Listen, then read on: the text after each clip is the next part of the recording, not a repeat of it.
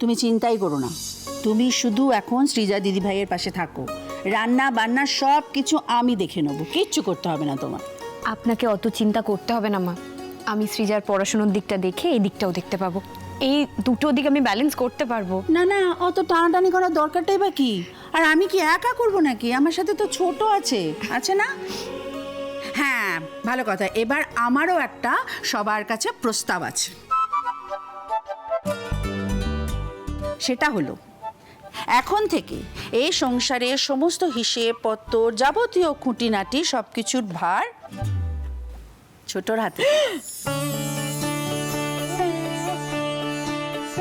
সংসারের চাবির গোছা আমি এখন ছোটর হাতেই তুলে দেবো। বাহ, খুব ভালো হবে। ব্যাস, আর তো কোনো সমস্যাই রইলো না। এই কি খুব ভালো হবে, সমস্যা রইলো না কি রে? ও দিদি, আমি এসব পারবো না দিদি। এই সংসারের দায়িত্ব সামলানো কম বড় কাজ নাকি? এই সংসারের দায়িত্ব, কত টাকা পয়সার হিসেবপত্র, আমি এসব কিচ্ছু পারবো না। ওরে বাবা, এই সংসারে কত চাল ডাল লাগে আমি সেটাই জানি না, তার উপর আবার ইলেকট্রিক বিল জমা দেওয়া, গ্যাস বুক করা। না না ও দিদি, আমি এসব পারবো না দিদি, আমি বরং রান্না বান্না নিয়েই থাকি। আরে বাপু, তুই যদি না পারতিস তোর হাতে আমি দায়িত্ব ছাড়তাম? ও দিদি, দিদি তো আমি পারবো না, আমার কথা শোনো দিদি, আমি এসব পারবো না। কাকিমণি, কেন পারবেন না আপনি? মা তো সবসময় আপনার পাশে আছেন, আর এই বাড়িতে আপনি মায়ের ছায়া সঙ্গী হয়ে সবসময় সংসারটা সামলেছেন, তাহলে এখন কেন পারবেন না বলছেন? দেখুন, অনি যেমন হবে আমাদের ক্যাফের কর্ণধার, তেমন আপনি হবেন এই সংসারের কর্ণধার। মা, আমরা সবাই আপনার প্রস্তাবকে সর্বান্তকরণে সমর্থন করলাম। আমরাও সবাই সমর্থন করলাম। বাবা বাবা বাবা, খুব ভালো।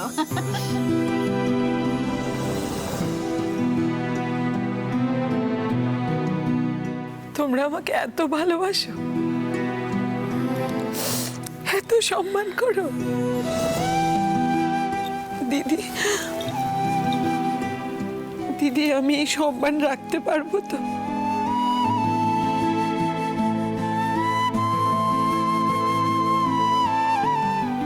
কেন পারবি না? ঠিক পারবি, মনে আর কোনো দ্বিধা রাখিস না। তুই বরং এক কাজ কর, তুই আমার সাথে আমার ঘরে চল, আমি সারা মাসের বাজারের লিস্ট কেমন করে বানাই তোকে দেখিয়ে দিচ্ছি। 2-4 দিনের ব্যাপার, একটু দেখতে থাক, তারপর দেখবি সব স্বাভাবিক লাগছে। আয় আয় আয়, তাড়াতাড়ি আয়।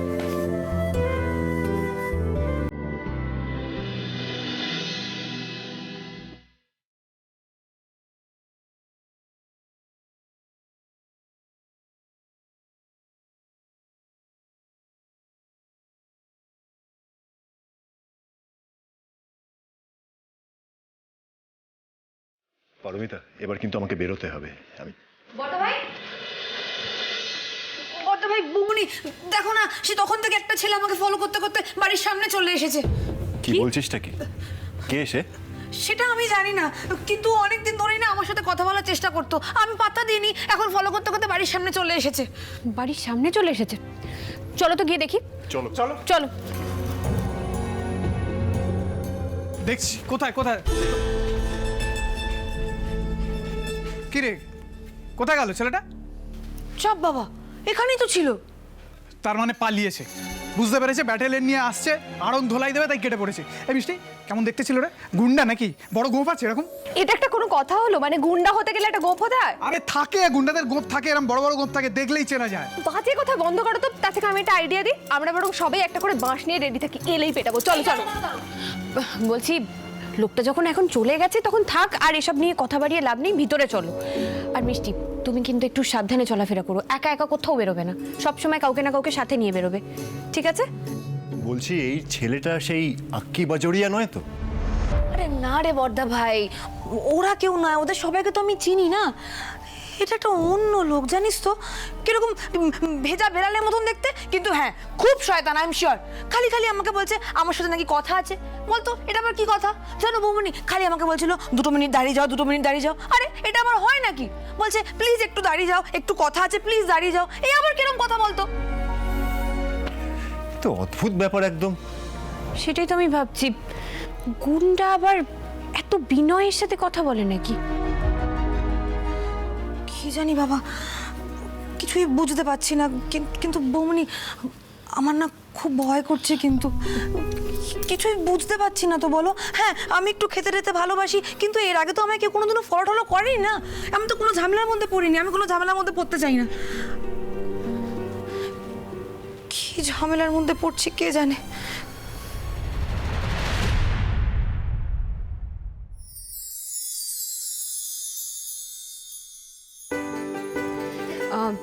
তন্নি, অনু, তোমাদের ক্যাশ মেলানো হলো?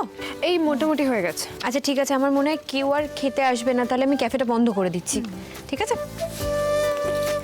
বৌনি, তুমি নিশ্চিন্ত মনে ক্যাফে বন্ধ করে দাও। I am the last one যে খাচ্ছে, আর কেউ আসবে না।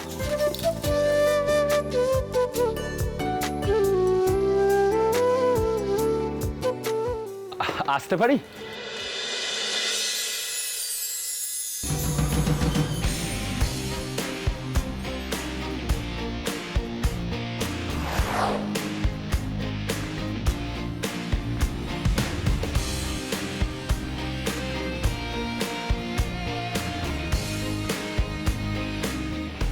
হ্যাঁ স্যার বলুন।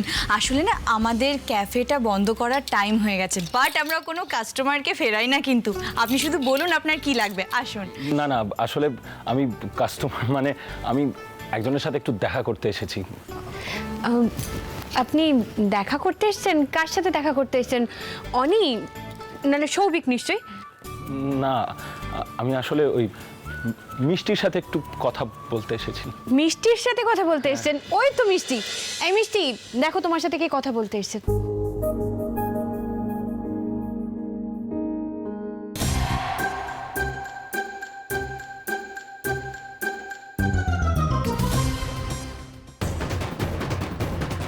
বৌনি, এই লোকটাই সেই লোকটা। এই লোকটাই সকালে আমার পিছু নিয়েছিল, ফলো করতে করতে বাড়ি অবধি চলে এসেছে। হ্যাঁ, মারো ওকে, ওকে ধরো, ওকে মারো। একদম ছাড়বে না, বাস দিয়ে এখানে দাঁড়িয়ে থাকো। আমার কথা এই লোকটা, তাড়াতাড়ি আয়, বাস স্ট্যান্ড সঙ্গে ওকে ধরো, মারো। আমার কথাটা একবার শুনুন, আমি কিন্তু কোনো খারাপ মতলব নিয়ে এখানে আসিনি। খারাপ মতলব নিন। আপনি যদি না এসে থাকেন তাহলে মিষ্টিকে ফলো করেছেন কেন আপনি? আমার বাড়ি বয়ে চলে এসেছেন, আপনার ওর সাথে কি কথা থাকতে পারে আপনি বলুন তো। আরে আমাকে তো চেনেই না। আরে বৌমনি, তুমি আমাকে বলো, যে লোকটা আমাকে চেনে না জানে না, তার সাথে আমার কি কথা থাকতে পারে? সত্যি তো। আমাকে একবার বলতে দিন। দেখুন, আমি একবার মিষ্টির সাথে কথা বলেই এখান থেকে চলে যাব। শুনুন, কোনো কথা বলে যাবে না। মিষ্টি, হ্যাঁ হ্যাঁ সত্যি। এই দাঁড়াও দাঁড়াও দাঁড়াও। আরে কোন এখানে চুপ করো। উনি কিছু একটা বলছেন, বলতে দাও। হ্যাঁ ভাই, আপনি বলুন। দেখুন, মিষ্টি তো বলছে মিষ্টি আপনাকে চেনে না, তাহলে আপনার মিষ্টির সাথে কিসের কথা? না, মিষ্টি ঠিকই বলছে। মিষ্টি আমাকে চেনে না, কিন্তু আমি মিষ্টিকে চিনি।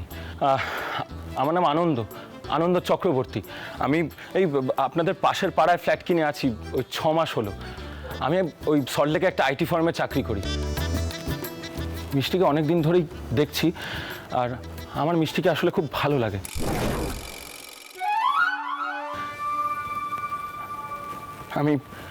আমি মিষ্টিকে বিয়ে করতে চাই।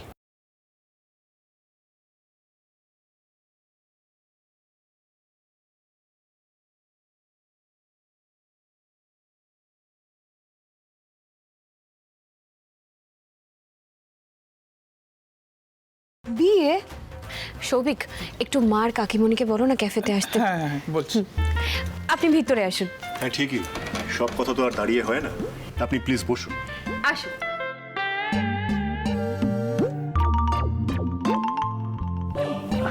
Thank you. By the way, আপনার নামটা যেন কি বললেন? আনন্দ, আনন্দ চক্রবর্তী। বৌমনি, মা আসছে।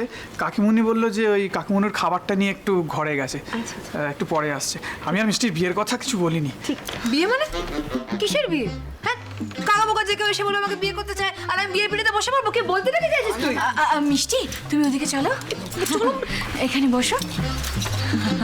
মিষ্টি, দিদি ভাই আছে, বড় আন্টি আছে, কথা বলছে তো, আমরা কথা বলে নি। মা, ওনার নাম হলো আনন্দ চক্রবর্তী। উনি আমাদের পাশের পাড়াতেই থাকেন, আর সল্ট লেকে একটা আইটি কোম্পানিতে উনি চাকরি করেন। হ্যাঁ, ছোটন আমাকে সবটা বলেছে। তোমার আমাদের মিষ্টিকে পছন্দ তো ভালো কথা। পছন্দ যখন, তখন তো আর দেরি করে লাভ নেই। তোমার বাবা মা কবে আসবেন বলো? দাঁড়াও জেম্মা, ওনার পছন্দ মতন সবকিছু হবে? আমার পছন্দ অপছন্দ কোনো দাম নেই নাকি? হ্যাঁ, আমি বিয়ে করবো না।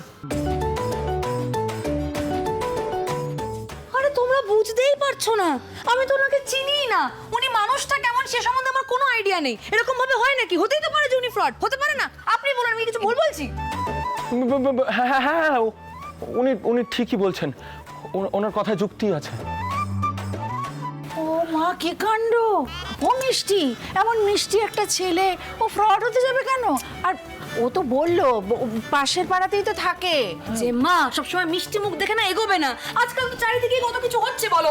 আচ্ছা মিষ্টি, আমরা আছি তো, আমরা ওর বাড়িতে গিয়ে সবকিছু দেখে নেবো তো নাকি? কি দেখবে? না না, দেখবেটা কি তোমরা?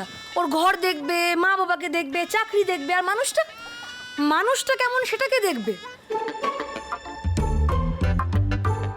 দেখো জাম্মা, তোমরা চাইতেই পারো যে আমাকে তাড়াতাড়ি বিয়ে দিয়ে এই বাড়ি থেকে বার করে দেবে, না না সেটা তোমরা চাইতেই পারো, কিন্তু আমি এইভাবে বিয়ে করব না।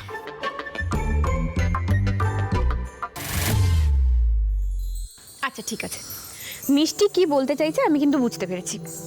দেখুন ভাই আনন্দ, কিছু মনে করবেন না, এই বিয়েটা ফাইনাল করার আগে আমার মনে হয় আপনাদের দুজনের একটু সময় কাটিয়ে নেওয়াটা উচিত। আপনিও তাহলে ওকে জানতে পারবেন, ও আপনাকে জানতে পারবে, তারপরেও যদি আপনাদের পছন্দ হয় দুজন দুজনকে, তখন না বিয়ে নিয়ে ভাবা যাবে। আশা করি আপনার এতে কোনো রকম আপত্তি থাকার কথা নয়। আমি রাজি। আসলে আমি মিষ্টির কথাটাও বুঝতে পারছি, ও তো সত্যিই আমাকে চেনে না, জানে না, কেনই বা এক কথায় গিয়ে আমার সাথে বিয়ে করতে রাজি হবে?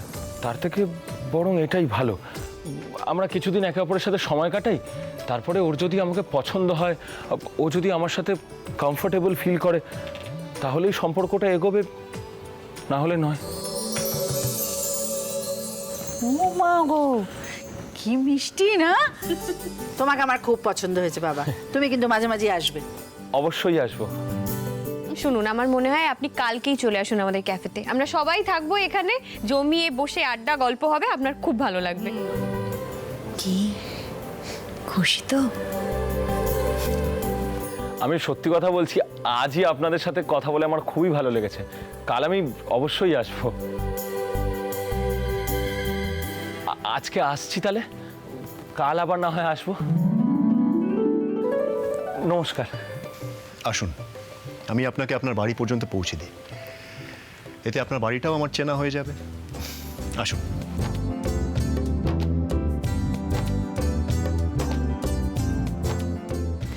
কি মজা, কি মজা! ও পারমিতা, আমি যাই, ছোটকে আর ঠাকুরপোকে খবরটা জানাই, ওরা তো কেউ কিচ্ছু জানে না। কি যে খুশি হবে দুজন, বাপরে বাপ, ভাবা যাচ্ছে না। উফ! এই যে মিষ্টি রানী, সত্যি করে একটা কথা বলো তো, এই যে ছেলেটাকে সামনাসামনি দেখে তোমার কি খুব খারাপ লাগলো নাকি মনে ধরেছে? জানি না আমি। এই আমার কিন্তু বেশ লেগেছে। এবার তুমি দেখো ঠাকুর, সব কিছু যেন ঠিকঠাক হয়, ছেলেটা যেন ভালো হয় আর মিষ্টিকে যেন বোঝে।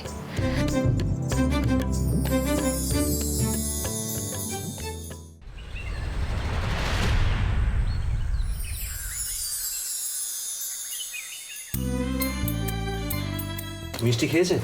হ্যাঁ মিষ্টি খেয়েছে, ছোট আন্টি আর বড় আন্টির সাথে খেয়ে রাগ ডাক করে উপরে চলেও গেছে। সে কি রাগ কেন? আরে রাগ হয়েছে কাকিমণির উপরে, একটু ভাত বেশি খেতে চেয়েছিল, বলেছি কি এখন ভাত খেলে চলবে না, কম কম ভাত খাও, শরীরের দিকে নজর দাও, ওজন কমাতে হবে, ব্যাস মিষ্টি রেগে গেছে। কি মুশকিল, বেচারি তো একটু খেতেই ভালোবাসে। আমি বোঝালাম কাকিমণিকে, বললাম যে এরকম ভাবে খাওয়া কমালেই যে ওজন কমে তা কিন্তু নয়। বেচারা মিষ্টি পেটে খিদে চেপে রেখে চলে গেল। আমি বললাম যে কাকিমণি আমাদের মিষ্টি কিন্তু মোটা নয়, মানে ওর গড়নটাই ওই ধরনের, তাই না? একদম ঠিক বলেছো বৌদি ভাই। দেখো, এক একজন মানুষের শরীরের গড়ন এক এক রকম, কেউ কেউ আছে যে অনেক খেয়েও কিচ্ছু হয় না, আবার কেউ কেউ আছে অল্প খেয়েই ফুলে যায়। সত্যি কাকিমণি যে কি বলে না মিষ্টিকে, ছেলেরা বাড়ি অবধি ধা করে আসছে, আর রোগায় কি করবে? কি ঠিক বলিনি? ছোটন, যদি এই কথাটা মিষ্টি একবার শুনতে পায় না, তাহলে কি হবে বলতো? ওর চেহারাটা দেখেছিস তো, ওই হাতে একটা ঘুষি পড়বে তোর নাকে, তারপর তোর এই নাক একদম ভোঁতা হয়ে যাবে। তাহলে মিষ্টিকে ডাকবো? মিষ্টি! হ্যাঁ, মিষ্টিকে ডাকাটা কি কেন, সামনেই তো নাক আছে, লক্ষ্য করে চালিয়ে দাও না। এ ক্যা বাত! তাহলে চালাই হাত।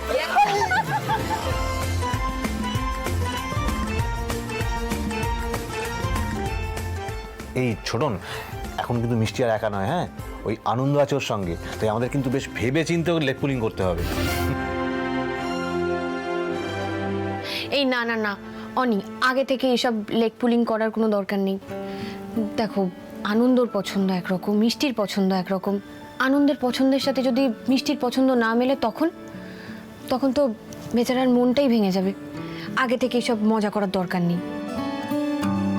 ঠিক বলেছিস দিদিভাই, আমাদের সকলের মনে মনের মানুষের জন্য একটা কল্পনা থাকে, সেটা বাস্তবের সাথে মিললে ভালো, আর না মিললে পরে তখন তো খারাপ লাগেই। আচ্ছা পারমিতা দি, তোমার মনে যে পছন্দের মানুষের কল্পনা ছিল সেটা কিরকম ছিল? মানে পুরো অপূর্বদার মতো, তাই না? দেখো, আমি আগে থেকে কিচ্ছু কল্পনা করিনি এরকমভাবে। তবে হ্যাঁ, আমি ভেবেছিলাম আমার জীবন সঙ্গী যে হবে সে যেন প্রকৃত একজন ভালো মানুষ হয়। আর যেরকম মানুষের কথা আমি ভেবেছিলাম, তার কথাবার্তা, আচার ব্যবহার সব কিছুই না অপূর্বর সাথে খুব মিলে গেছে। অপূর্ব যেরকম একজন ভালো মানুষ, কারুর বিপদের কথা শুনলেই ও ছুটে সেখানে চলে যায়, নিজের কথা না ভেবে অন্যকে সবসময় সাহায্য করে, অন্যের পাশে গিয়ে দাঁড়ায়, সবার ভালো মন্দের কথা ভাবে। এটা আমার খুব ভালো লাগে। আর ও হাজবেন্ড হিসেবেও খুব ভালো, ভীষণ প্রোটেক্টিভ। আমার সব সিদ্ধান্ত, সব কাজে, সব সময় আমার পাশে থাকে, আমাকে সাপোর্ট করে। আমি তো মনে মনে এরকমই জীবনসঙ্গী চেয়েছিলাম।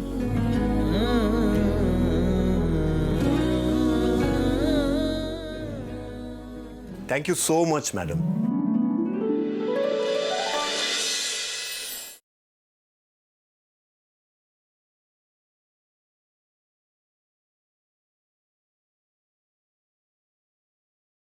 দেখলে বৌদি ভাই, তুমি স্মরণ করেছো, দাদা ভাই হাজির।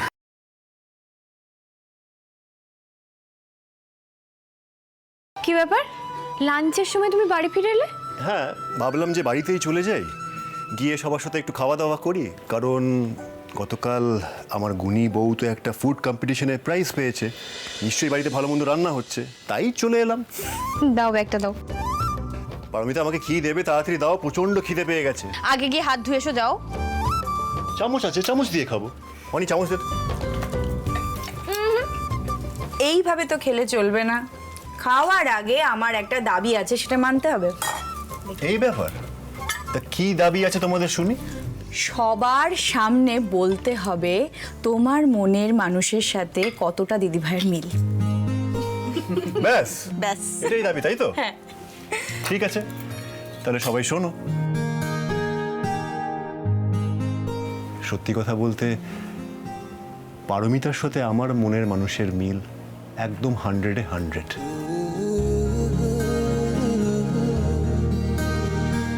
কোনো খুঁত নেই, আর সেটা বলতেও আমার কোনো রকম দ্বিধাও নেই। শুধু মাঝে মাঝে ওই মাঝে মধ্যে কি? মাঝে মাঝে ও আর কি একটু একটু রেগে যায়। আচ্ছা ঠিক আছে, এবার তন্নি বলো, তুমি তোমার মনের মানুষকে কিরকম কল্পনা করেছিলে? আমি চাই আমার বর সবসময় তন্নি তন্নি করুক। সে তো আমি করি, কি করি না, কি বলো তোমরা? কোথায় ছাই করো, মাঝে মাঝে এমন গানে ডুবে যাও আমার নামই ভুলে যাও তুমি। সে কি রে, তুই নামও ভুলে যাস? হ্যাঁ তো, এই কিছুদিন আগেই আমার নামটা ভুলে গেছে, দিয়ে ডাকছে ওগো শুনছো, এই শুনছো, এসব বলে ডাকছে, জানো? আহা, ওটা ভুলে গিয়ে নয় গো, ওটা তো সোহাগের ডাক। তুমি আজও বুঝলে না আমি তোমাকে কতটা ভালোবাসি। এবারে আমরা অনুর কাছ থেকে শুনব, অনু কেমন জীবনসঙ্গী চেয়েছিল, আর অনির মধ্যে কি এমন দেখলো যে অনুর পছন্দ হয়ে গেল।